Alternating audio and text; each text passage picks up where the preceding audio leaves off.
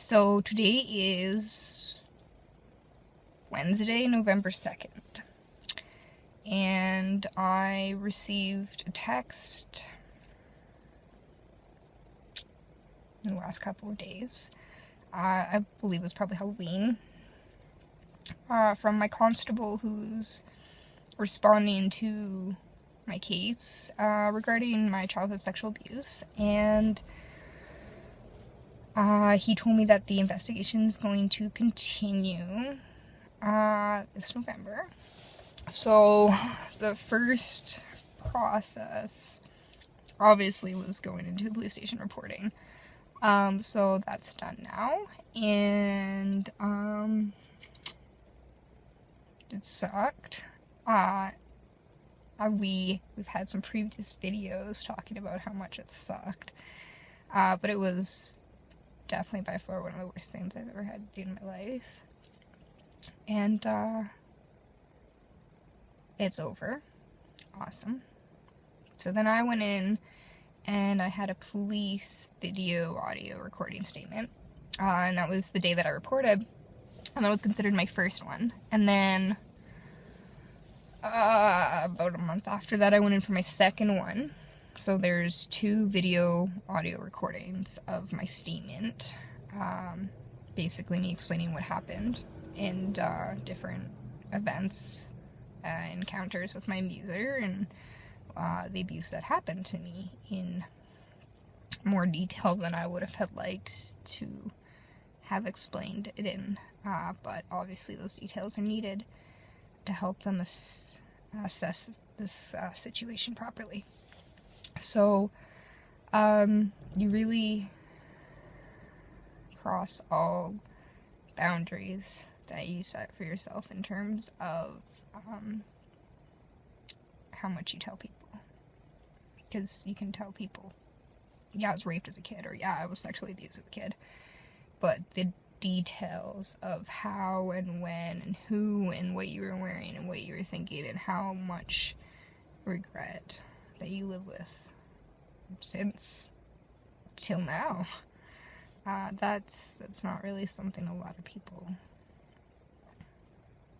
hear about, nor do I think it's something that a lot of people would understand. So I got this text that the rest of the interviews with anyone else involved, so my mother, my friends, school counselors, ex-boyfriends, anyone that was involved in my life during that time, or knew about the abuse in any way, is now going to be interviewed. And that could take all of November. Most likely will. And there's many parts of me that are excited and happy that this process is finally going to get started and underway. And then there's the other side of me who has always feared for my mom finding out. Not that she doesn't already know about the abuse, but I'm scared that she's going to find out. Well, I know she's going to find out about me reporting. And I'm terrified that she's going to be disappointed in me, or angry at me, or feel betrayed by me. I'm scared that I'm taking away her main source of income, and she's worked so hard her entire life to make sure that me and my brother had a good life.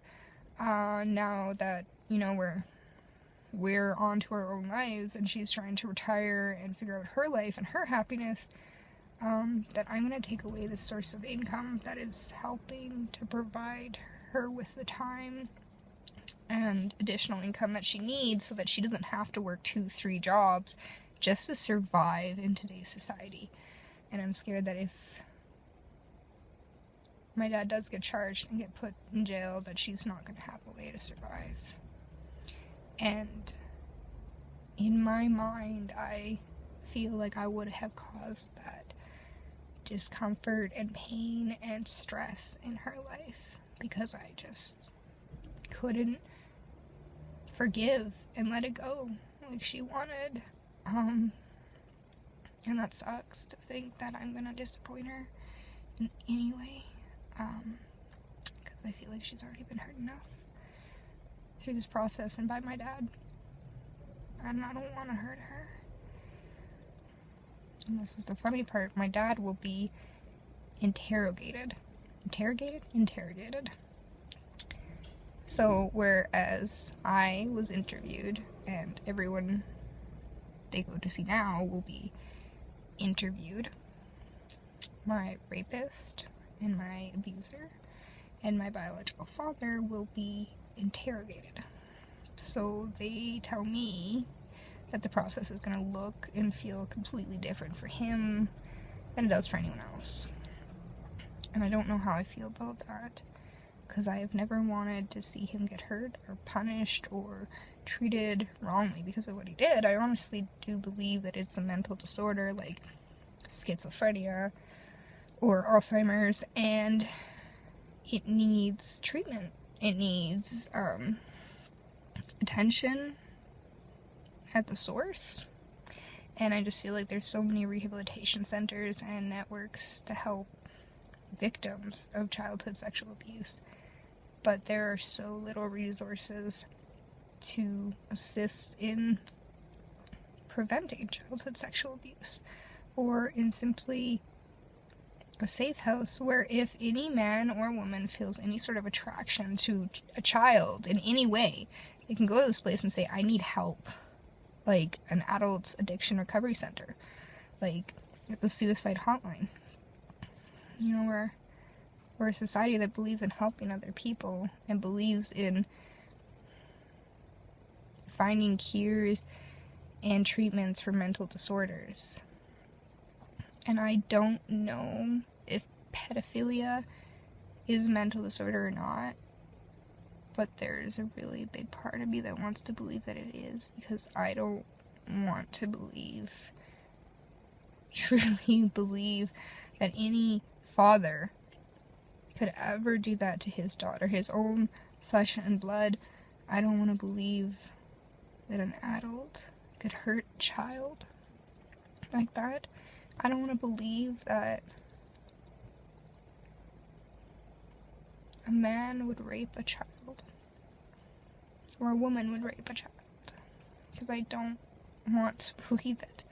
I want to believe that my father was a very loving person, and that he loved me, and that he cared about me, and he just didn't know how to show it. And maybe he went through abuse, or maybe he has a mental disorder, a chemical imbalance in his head that caused him to be sexually attracted to children. I don't know. But I'm struggling at this point, and right now, any excuse for him, anything that will excuse his behavior and what he did to me, is really welcoming to me. Because I don't want to believe it. Because I don't want to believe someone could be so cruel, intentionally, without a reason. I don't want to believe that he just didn't care. That he never loved me.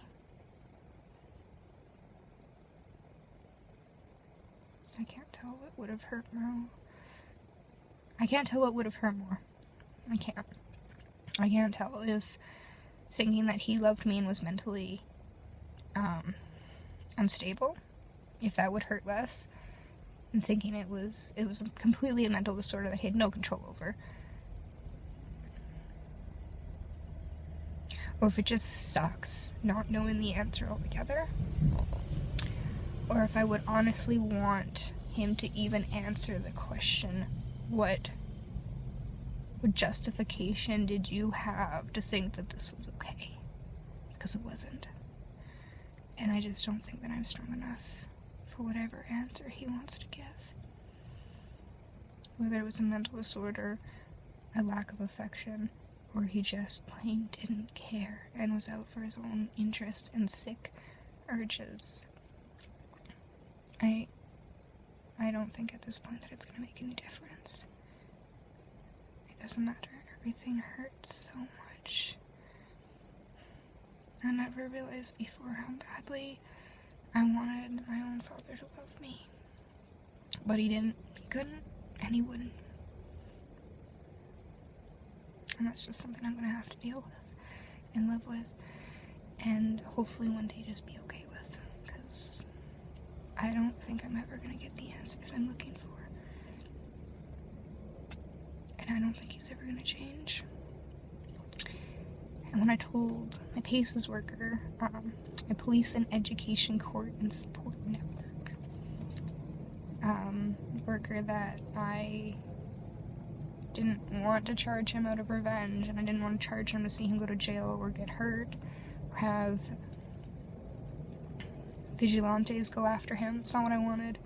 I wanted to see him get help, and I wanted to see him go to a rehabilitation facility, and I wanted to see him work on this issue. And she said in all the years that she's been doing this, she's never seen anyone be given that option or even take that option if it has been a choice. Mainly because they don't care. Yeah.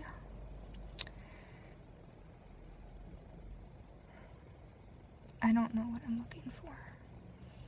And I don't know what would help me feel better right now. I just know that I'm hurting. I'm hurting a lot, and I feel like I have every right to be heard. I had no right to live through years of being abused, and I had no right to live with feeling guilty for years afterwards. And he had no right to hurt me in such a way and then turn around and blame me for it when I came out about it. He had no right. None. No one has any right to hurt anyone else. Not ever. Not for any reason.